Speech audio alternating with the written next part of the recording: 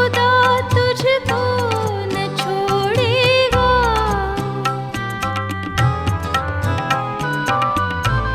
मुसीबत और दुख के दिन खुदा तुझको न छोड़ेगा। करेगा वादा पूरा हो, करेगा वादा पूरा हो, कभी ना उसको तोड़ेगा। खुदा के पंखों के नीचे जो इंसान पनाह लेता है, खुदा के पंखों के नीचे वही आराम पाता है। प्रभु यीशु मसीह के मधुर नाम में आप सबको जय मसीह की। पवित्र आत्मा की इस श्रृंखला में आप सबका स्वागत है। हम बात कर रहे हैं पवित्र आत्मा के विषय में कि पवित्र आत्मा इस बारे में हमसे क्या बातचीत करता है। अभी हमने सीखा कि पवित्र आत्मा एक व्यक्ति है और परमेश्वर के वचन ने इस बात को प्रूफ किया कि कैसे वो एक व्यक्ति है, और हम लोगों ने इसको सीखा और इसको जानने की कोशिश करी है। आइए आज हम सीखेंगे कि पवित्र आत्मा का ईश्वरीय रूप, कि पवित्र आत्मा का ईश्वरीय रूप क्या है, कि वो ईश्वर है या नहीं है, इस बारे में सीखेंगे। हम सबसे पहले शुरू करते हैं प्रभु यीशु मसीह के बारे में, कि परमेश्वर का वचन इस बात को बताता है कुलुस्सियों 1 अध्याय और उसके 15वें पद में, वह तो आदर्श परमेश्वर का प्रतिरूप और सारी सृष्टि में पहलौठा है। ये बात प्रभु यीशु मसीह के लिए कहा गया है कि प्रभु यीशु मसीह आदर्श परमेश्वर का रूप है, यानी वो परमेश्वर का रूप है। प्रभु यीशु मसीह परमेश्वर है, और जब प्रभु यीशु मसीह परमेश्वर है तो हम इस बात को मान लेते हैं कि प्रभु यीशु मसीह का ईश्वरीय रूप है। ऐसे ही पवित्र आत्मा का भी ईश्वरीय रूप है। इसको आज हम परमेश्वर के वचन से सीखेंगे। मगर मेरे प्यारे भाइयों बहनों, इससे पहले कि हम परमेश्वर के वचन से इस बात को सीखें कि पवित्र आत्मा का ईश्वरीय रूप है, एक बात मैं आपको बता देना चाहता हूं। बहुत से लोग इस बात की चर्चा करते हैं कि बहुत से जब परमेश्वर के बारे में जो यहोवा के नाम से जाना जाता है, पवित्र आत्मा के बारे में जो सत्य की आत्मा के नाम से जाना जाता है, प्रभु यीशु मसीह के बारे में जो उद्धारकर्ता के रूप में जाना जाता है, हम इन तीनों को परमेश्वर की पदवी में या परमेश्वर करके जब मानते हैं तो बहुत से लोग कंफ्यूजन होते हैं कि हम शायद 3 ईश्वर की बात कर रहे हैं। हम 3 ईश्वर की बात नहीं कर रहे हैं, हम त्रिएक की बात कर रहे हैं, यानी 3 में 1, और इनका अपना अपना समय रहा है। परमेश्वर का वचन इस बात को बताता भी है कि किस तरीके से इनके कार्य रहे हैं और से इनके कार्य अलग अलग तरीके से रहे हैं। मैं परमेश्वर के वचन से पढ़ना चाहूँगा प्रकाशित वाक्य की पुस्तक और उसका 1 अध्याय उसके 8वें पद में, प्रभु परमेश्वर वो जो है और जो था और जो आने वाला है, जो सर्वशक्तिमान है, ये कहता है कि मैं ही अल्फा और ओमेगा हूँ। अब यहाँ पर सबसे पहली चीज़ जब हमें जो चीज़ देखने को मिलती है कि जो था का मतलब कि परमेश्वर यहोवा, उसने परमेश्वर यहोवा के नाम से उसने कार्य किया है और सब उसे परमेश्वर यहोवा के नाम से जानते थे और उसने यहोवा के नाम से कार्य किया है। और यहाँ पर लिखा हुआ है कि जो था और जो है का मतलब इस समय जो है पवित्र आत्मा के रूप में, कि परमेश्वर जो है पवित्र आत्मा के रूप में कार्य कर रहा है और इस पृथ्वी पर उसने अपना वास किया हुआ है और हर एक जन को अपनी आत्मा के अनुसार गाइड करता है। और जो आने वाला है, यहाँ ध्यान देने की बातें हैं कि जो था, जो है और जो आने वाला है। आने वाला का मतलब यानी न्यायकर्ता के रूप में प्रभु यीशु मसीह जो आने वाला है, और वो न्यायकर्ता के रूप में प्रभु यीशु मसीह आने वाला है और सबको उसका इंतजार है। इसका मतलब जो था परमेश्वर यहोवा के नाम से, जो है पवित्र आत्मा के नाम से, और जो आने वाला है प्रभु यीशु मसीह न्यायकर्ता के रूप में। इसलिए हम पवित्र आत्मा को ईश्वरीय रूप में देखते हैं और वो है भी ईश्वर, क्योंकि उसको परमेश्वर का आत्मा कहा गया है। और जब उसको परमेश्वर का आत्मा कहा गया है, परमेश्वर के आत्मा से संबोधित किया गया है, प्रभु यीशु मसीह के आत्मा से संबोधित किया गया है, तो इसका मतलब पवित्र आत्मा भी क्या है? ईश्वर है। और उसको ईश्वर की तरह ही मानना चाहिए, उसको ईश्वर की तरह ही पूजना चाहिए, क्योंकि उसके अंदर सारी क्वालिटी ईश्वर वाली हैं। आइए देखते हैं कैसे परमेश्वर का वचन कैसे बताता है। इब्रानियों 9 अध्याय और उसका 14वां पद जरा मेरे साथ निकाल लीजिए। परमेश्वर का वचन यह कहता है, इब्रानियों 9 अध्याय उसका 14वें पद में लिखा हुआ है, तो मसीह का लहू जिसने अपने आप को सनातन आत्मा के द्वारा परमेश्वर के सामने निर्दोष चढ़ाया, तुम्हारे विवेक के मरे हुए कामों से क्यों ना शुद्ध करेगा, ताकि तुम जीवते परमेश्वर की सेवा कर सको। अब यहां पर लिखा हुआ है सनातन आत्मा। जब हम परमेश्वर के वचन को पढ़ते हैं, खास तौर से भजन संहिता को पढ़ते हैं, तो परमेश्वर का वचन इस बात को बताता है कि भजनकार कहता है कि परमेश्वर हमारा सनातन का परमेश्वर है। सनातन का मतलब होता है कि सब समय के लिए। अब यहां पर सनातन आत्मा का मतलब है कि सब समय के लिए। जो शब्द परमेश्वर के लिए यूज किया गया है या जो शब्द परमेश्वर के लिए जोड़ा गया है, वही शब्द जो है पवित्र आत्मा के लिए यूज हो रहा है, वही शब्द पवित्र आत्मा के लिए जोड़ा जा रहा है सनातन, यानी सब समय के लिए वो ईश्वर है। जी हां, सनातन आत्मा। परमेश्वर का वचन इस बात को बताता है। सनातन आत्मा हम कैसे कह सकते हैं? और प्रकाशित वाक्य 1:8 में हमने पढ़ा कि जो अल्फा और ओमेगा है। अब अल्फा और ओमेगा के बारे में लिखा, जो था, जो है, जो आने वाला है। आपने देखा कि जो आने वाला है प्रकाशित वाक्य के अंदर कैसे लिखा हुआ है, यानी वहां पर एक चीज है कि जो सर्वशक्तिमान है। ये तीनों परमेश्वर के रूपों के बारे में दिया गया है। परमेश्वर के रूप प्रकट किए गए हैं कि जो था, जो आने वाला है, और किस तरीके से पवित्र आत्मा के विषय में भी कहा गया है और उसे सनातन का आत्मा भी कहा गया है। परमेश्वर का वचन अय्यूब की पुस्तक में एक बहुत बड़ी बात लिखता हुआ है। अय्यूब की पुस्तक में क्या लिखा हुआ है, मेरे साथ निकाल लीजिए। अय्यूब 33 अध्याय उसके 4 पद में यहाँ लिखा हुआ है, मुझे ईश्वर की आत्मा ने बनाया और सर्वशक्तिमान की सांस से मुझे जीवन मिलता है। अब यहाँ लिखा हुआ है कि मुझे ईश्वर की आत्मा ने बनाया। अब सही माने में देखा जाए, ईश्वर की आत्मा ने किसने बनाया? जब हम उत्पत्ति 2 अध्याय, जब उत्पत्ति 1 अध्याय उसके 2 पद को पढ़ेंगे, तो वहां लिखा हुआ है कि परमेश्वर का आत्मा जल के ऊपर मंडलाता था। जी हाँ, परमेश्वर का आत्मा जल के ऊपर मंडलाता था, और इसलिए लिखा कि परमेश्वर का आत्मा, यानी परमेश्वर नहीं, परमेश्वर का आत्मा जल के ऊपर मंडलाता था। इससे यह प्रूफ होता है कि परमेश्वर का आत्मा जो था वो शुरू से है, और जब शुरू से है तो परमेश्वर के आत्मा के द्वारा सृष्टि की गई है। अय्यूब इस बात को जानता है, अय्यूब इस बात को पहचानता है। क्यों? क्योंकि उसका जीवन आत्मा से परिपूर्ण जीवन है, और जब आत्मा से परिपूर्ण जीवन है तो वो उन गुण बातों को, उन रहस्य को जानता है कि जो किस तरीके से परमेश्वर ने इस सृष्टि की रचना करी, कैसे वो प्रकट की गई हैं। और वो इस बात को जानकर वो इस बात को बताता है कि मैं परमेश्वर की आत्मा से सिरजा गया हूं, मैं परमेश्वर की आत्मा से बनाया गया हूं।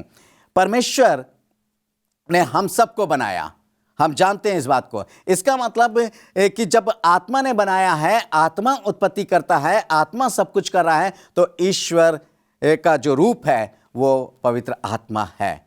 क्यों? पवित्र आत्मा सृष्टि करता भी है, और वो सृष्टि उसने की है। यहाँ पर अय्यूब उस बात का वर्णन करता है कि पवित्र आत्मा एक सृष्टिकर्ता आत्मा है, और वो सृष्टि करता है, इसलिए उसका ईश्वरीय रूप भी है। यहाँ पर लिखा हुआ है भजन संहिता में, मेरे साथ निकाल लीजिए 139 और उसके 7 से 10 पद में, मैं तेरे आत्मा से भागकर किधर जाऊं, वह तेरे सामने से किधर भागूं?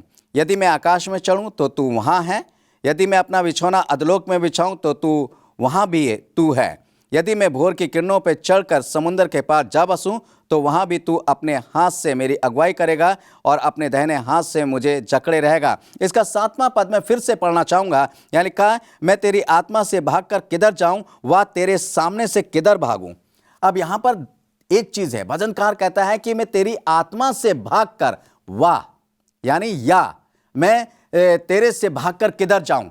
अब इसका मतलब क्या है कि वो ये बताना चाहता है, दाऊद इस बात को लिखता है कि परमेश्वर का जो आत्मा है वो ही ईश्वर है, और वो कहता है कि हे ईश्वर, कि मैं तेरे सामने से मैं भाग कर किधर जाऊं। और ये बात सही भी है। दाऊद जब लिखता है कि मैं तेरी आत्मा से भाग कर किधर जाऊं, आकाश पे चढ़ूं तो तू वहां पर है, समुंदर में चढ़ूं तो तू वहां पर है, सब जगह परमेश्वर है। हम परमेश्वर की आत्मा से भागकर कहीं नहीं जा सकते। हम लोग सोचते हैं कि हम कोई भी काम करते हैं रात के अंधेरे में या किसी से आंख बचाकर, चाहे दिन में करते हो चाहे रात में करते हो, कोई भी गलत काम कर रहे हो तो हम ये सोचते हैं शायद हमें कोई नहीं जानता, कोई हमें देख नहीं रहा है। मगर यहाँ पर दाऊद ये कहता है कि कोई व्यक्ति आपको नहीं देख सकता है, संसारिक मनुष्य आपको नहीं देख सकता है, संसारिक मनुष्य आपके बारे में नहीं जान सकता है। और परंतु परमेश्वर का वचन इस बात को कहता है कि संसारिक मनुष्य चाहे आपको देखे या ना देखे, परंतु परमेश्वर का आत्मा आपको देखता है, परमेश्वर का आत्मा आपको पहचानता है, परमेश्वर के आत्मा आपके पाप को देख रहा है। इसलिए मेरे प्यारे भाइयों बहनों, हम कोई भी गलत काम क्यों ना करें, हम कैसा भी काम क्यों ना करें, परमेश्वर का आत्मा से भागकर हम कहीं नहीं जा सकते, क्योंकि उसका ईश्वरीय रूप है। क्या ईश्वर से भागकर कोई जा सकता है? ईश्वर के से भागकर कोई नहीं जा सकता है। और यह बात इस बात को प्रूफ करती है कि परमेश्वर का जो आत्मा है वो ईश्वरीय रूप है उसका, और ईश्वर से भागकर कोई नहीं जा सकता है। इसलिए दाऊद अपने भजन में लिखता है कि मैं तेरी आत्मा से भागकर कहाँ जाऊं, आकाश पे चढ़ूं तो तू वहां पर है, समुद्र में जाऊं तो तू वहां पर है, घोर अंधकार में जाऊं तो तू वहां पर है, तेरी आत्मा हर जगह है। हाँ मेरे प्यारे भाइयों बहनों, हमें यह समझ लेना चाहिए कि कोई हमें देख रहा है, किसी की निगाहें हम पर निरंतर लगी हुई हैं, चाहे हम अच्छा कर रहे हो चाहे हम बुरा कर रहे हो। यदि हम बुरा कर रहे हैं तो अलर्ट हो जाइए, क्योंकि वो आत्मा निरंतर हमें देख रहा है, और देख रहा है क्योंकि उसका ईश्वरीय रूप है। आप कहीं पर भी उसे छुप नहीं सकते हैं। आप सोचते हैं कि हम उससे भाग सकते हैं, हम उससे छुप सकते हैं, तो ये भूल जाइए। सब कुछ आपके अंधेरे में किए गए काम को, आपके कहीं पर भी निर्जल स्थान में भी आप छुपे हैं जहां पर कोई नहीं पहुंच सकता, वहां पर भी पवित्र आत्मा की निगाहें आप पर है, आप पे टिकी हुई हैं, हम पर टिकी हुई हैं, और वो हमें देख रहा है। इस समय भी वो हमें देख रहा है कि हम उसकी बातों को ध्यान से सुन रहे हैं या नहीं सुन रहे हैं, क्या हमारा ध्यान उसकी बातों की ओर है या नहीं है। तो मेरे प्यारे भाइयों बहनों, पवित्र आत्मा का ईश्वरीय रूप है, वो ईश्वर है, वो ईश्वरीय तत्व उसका है, और इसलिए हमें जानना चाहिए कि उसको ईश्वर की तरह मानना चाहिए। यहाँ पर परमेश्वर का वचन कहता है, यूहन्ना की इंजील उसके 6 अध्याय और उसके 63 में पद में लिखा हुआ है। यहाँ परमेश्वर का वचन कहता है, आत्मा तो जीवनदायक है, शरीर से कुछ लाभ नहीं। जो बातें मैं तुमसे कही हैं वे आत्मा है और जीवन भी है। जी हाँ, जब हम पढ़ते हैं परमेश्वर का वचन कहता है कि जीवन कौन है, हमारा परमेश्वर जीवन है। दाऊद अपने भजन में लिखता है, हे मेरे परमेश्वर तू मेरा जीवन है, तू जीवन का स्रोत है। और प्रभु यीशु मसीह के बारे में भी लिखा हुआ है, जब यूहन्ना 14 अध्याय उसके 6 पद को पढ़ेंगे कि मार्ग और जीवन मैं हूं। यहां पर लिखा हुआ है, परमेश्वर का वचन कहता है कि आत्मा तो जीवन है, यानी जीवनदायक है, यानी आत्मा जो है जीवन देता है। अब परमेश्वर के बारे में जब हमने पढ़ा, प्रभु यीशु मसीह के बारे में पढ़ा, परमेश्वर तो परमेश्वर है, उसका वो तो ईश्वर है, वो ईश्वरों का ईश्वर है, वो परमेश्वरों का परमेश्वर है। और यहाँ पर प्रभु यीशु मसीह भी ईश्वरों का ईश्वर है, प्रभुओं का प्रभु है। और जब वो प्रभुओं का प्रभु है, क्योंकि उसका ईश्वरीय रूप है, जीवन कौन देता है? जीवन परमेश्वर देता है। इसलिए आत्मा भी परमेश्वर है और परमेश्वर का रूप है, वो परमेश्वर का प्रतिरूप है। जैसे प्रभु यीशु मसीह के बारे में कुलुस्सी 1:15 में हमने पढ़ा कि प्रभु यीशु मसीह के बारे में पौलुस लिखता है कि वो आदर्श परमेश्वर का प्रतिरूप है। ऐसे ही पवित्र आत्मा भी उस आदर्श परमेश्वर का प्रतिरूप है, क्योंकि वो ईश्वर है और उसका ईश्वरीय तत्व है, क्योंकि वो जीवन देता है। मेरे प्यारे भाइयों बहनों, जीवन सिर्फ परमेश्वर देता है, परमेश्वर के अलावा और कोई भी जीवन नहीं दे सकता है। इसलिए चाहे हम उसको परमेश्वर यहोवा के नाम से जाने, चाहे हम उसको पवित्र आत्मा के नाम से जाने, या चाहे हम उसको प्रभु यीशु मसीह के नाम से जाने, ये तीनों एक हैं और इनमें कोई भी फर्क नहीं है। और ये तीनों एक ही परमेश्वर को दिखाते हैं, एक ही परमेश्वर को दर्शाते हैं। वो अलग अलग रूप में जो हैं मेरे और आपके सामने प्रकट हुए हैं। पुराने युग में वो परमेश्वर यहोवा के नाम से, इस युग में वो पवित्र आत्मा के नाम से, और आने वाले युग में जो परमेश्वर के साथ होगा, परमेश्वर के राज के साथ होगा, प्रभु यीशु मसीह के रूप में, प्रभु यीशु मसीह के नाम से होगा। और परमेश्वर का वचन इस बात को बताता है। यूहन्ना 3 अध्याय और उसका 5 और 6 पद में यहाँ पर इस प्रकार से लिखा हुआ है, यीशु ने उत्तर दिया कि मैं तुमसे सच सच कहता हूँ, जब तक कोई मनुष्य जल और आत्मा से न जन्मे तो वे परमेश्वर के राज में प्रवेश नहीं कर सकता। क्योंकि जो शरीर से जन्मा है वह शरीर है, और जो आत्मा से जन्मा है वह आत्मा है। यहाँ पर परमेश्वर का वचन कहता है कि वो नए जन्म का क्या है? स्रोत है, यानी नए जन्म का भंडार है। और सही माने में पवित्र आत्मा हमें नया बनाता है। भजन संहिता को जब आप पढ़ेंगे, भजन संहिता में बहुत सी अच्छी बातें लिखी हुई हैं। हे परमेश्वर मुझे नया मन दे, हे परमेश्वर तू मुझे नया बना दे, हे परमेश्वर मुझे एक नया विवेक दे, एक शुद्ध विवेक दे। बहुत सी बातें लिखी हुई हैं। और यहाँ लिखा हुआ है कि परमेश्वर जब तक कोई आत्मा से ना जन्मे, नया जन्म ना पाए, और यह नया जन्म जैसे परमेश्वर देता है ऐसे इस नए जन्म को पवित्र आत्मा देता है, क्योंकि पवित्र आत्मा ही परमेश्वर है।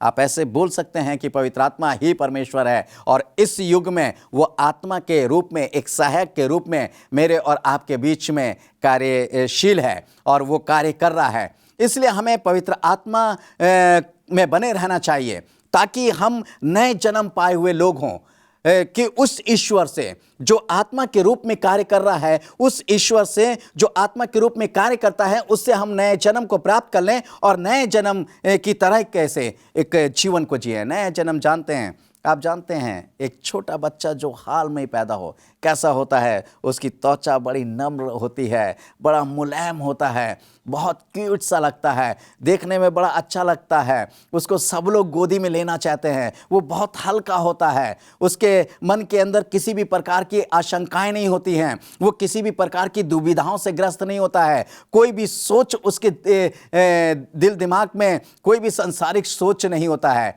वो बस मासूम की तरह होता है।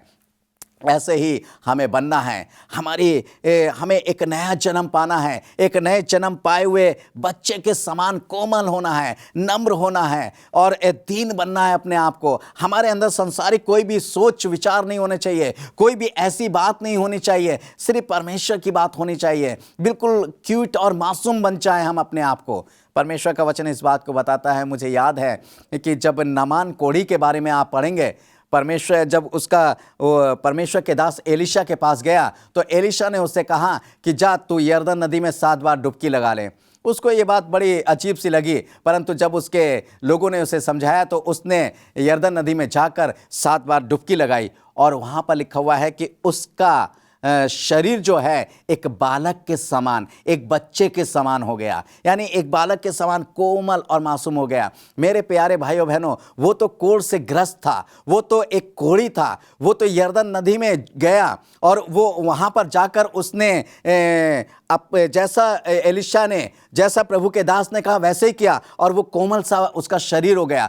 परंतु यहाँ पर जब हम पवित्र आत्मा में आते हैं, जब पवित्र आत्मा हमें नया बनाता है, जब पवित्र आत्मा हमें नया जन्म देता है, जब हम पवित्र आत्मा में होकर नया जन्म पाते हैं, तो हमारा शरीर ही नहीं, हमारी सोच भी कोमल हो जाती है, हमारे विचार भी कोमल और नम्र हो जाते हैं, हमारे सोच के अंदर अंतर हो जाता है, क्योंकि हम संसारिक रीति से नहीं सोचते हैं, फिर हम आत्मिक रीति से सोचते हैं, क्योंकि हम आत्मिक लोग हो जाते हैं।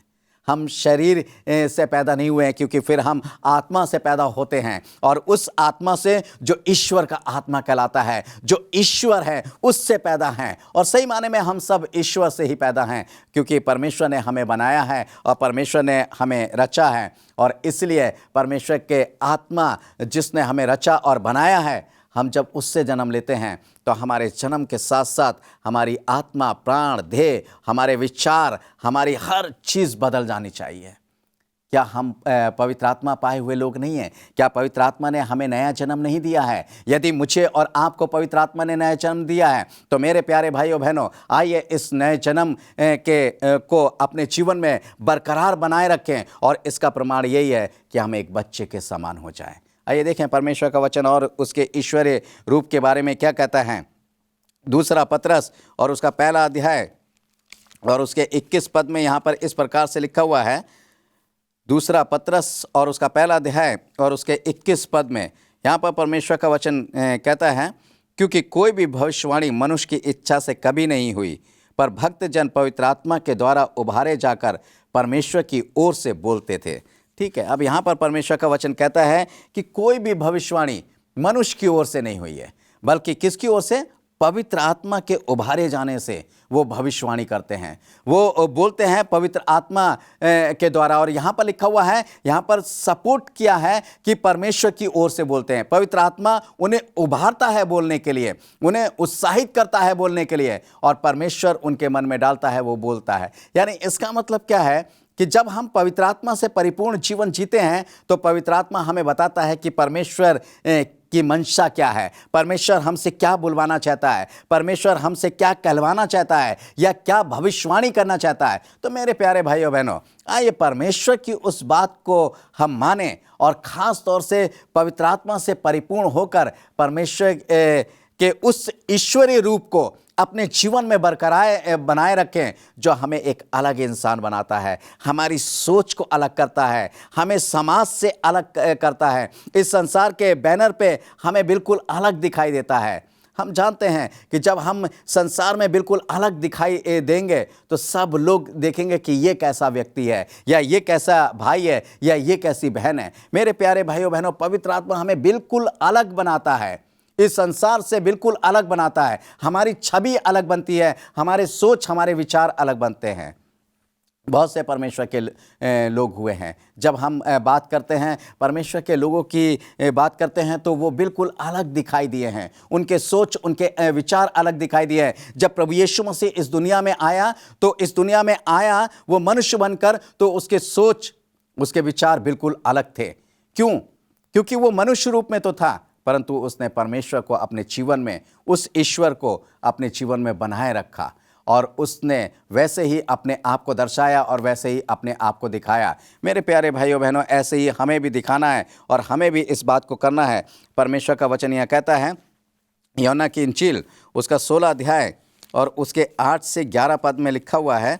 यूहन्ना की इंजील उसका 16 अध्याय और उसके 8 से 11 पद में, और वह आकर संसार को पाप और धार्मिकता और न्याय के विषय में निरुत्तर करेगा।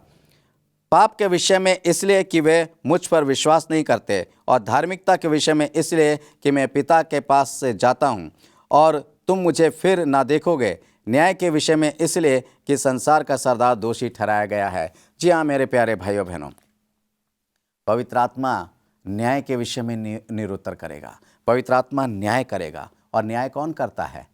परमेश्वर, उसका ईश्वरीय रूप है, इसलिए वो न्याय भी करता है। तो मेरे प्यारे भाइयों बहनों, पवित्र आत्मा जो ईश्वरीय रूप में इस समय हमारे सामने प्रकट है और सारी बातों को देख रहा है, सारी बातों को जांचता है, सारी बातों को समझता है, और हमारे हर एक एक्टिविटीज पर वो जो है नजर रखे हुए हैं, तो इन सारी बातों का वो न्याय करेगा। हमें इन सारी बातों का लेखा जोखा उस ईश्वर के जो ईश्वरीय रूप में, पवित्र आत्मा के रूप में हमें देना पड़ेगा।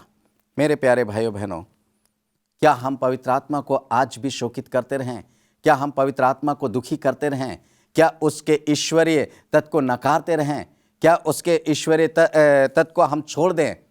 यदि ऐसा करेंगे तो हम कभी भी पवित्र आत्मा के न्याय के सामने हम टिक नहीं सकते हैं, क्योंकि पवित्र आत्मा जिस समय न्याय करेगा उस समय कोई नहीं बोल पाएगा, क्योंकि वो सारी बातों को जानता है, सारी बातों को समझता है। कैसे?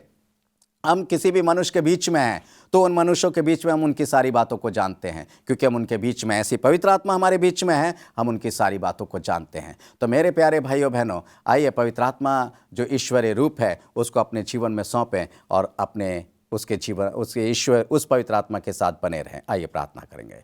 हे स्वर्ग और पृथ्वी के सृष्टिकर्ता परमेश्वर यहोवा, एक बार फिर से आपके अनुग्रह के सिंहासन के पास आते हैं और प्यारे प्रभु जी, तुझसे ये विनती करते हैं कि अपने पवित्र आत्मा के अभिषेक में हमें बनाए रख। अपने पवित्र आत्मा को हम पर दे प्यारे प्रभु जी। पिता परमेश्वर, सच में वो ईश्वर, वो तेरा रूप है प्यारे प्रभु जी। हम उस रूप को अपने जीवन के अंदर बरकरार बनाए रखें और उसके विरोध में पाप ना करें। अपनी सामर्थ्य दे प्यारे प्रभु। मेरे भाई बहनों को प्यारे प्रभु जो सुन रहे हैं, जो देख रहे हैं प्यारे प्रभु जी, उन पर अपना अनुग्रह कर, अपनी आत्मा की छाप दे। हर एक बीमारी, हर एक मुसीबत, हर एक दुख से तू उन्हें बचा प्यारे प्रभु जी। उन सबको तेरे पवित्र हाथों में सौंपते हैं प्यारे प्रभु जी, कि वो उस ईश्वर को जो पवित्र आत्मा के रूप में तूने हमारे बीच में रखा, उसे ग्रहण कर सके पिता परमेश्वर, उनकी छाप अपने जीवन पर ले सकें। ये सारी प्रार्थना धन्यवाद के साथ प्रभु यीशु मसीह नासरी के नाम से मांगते हैं, आमीन और आमीन।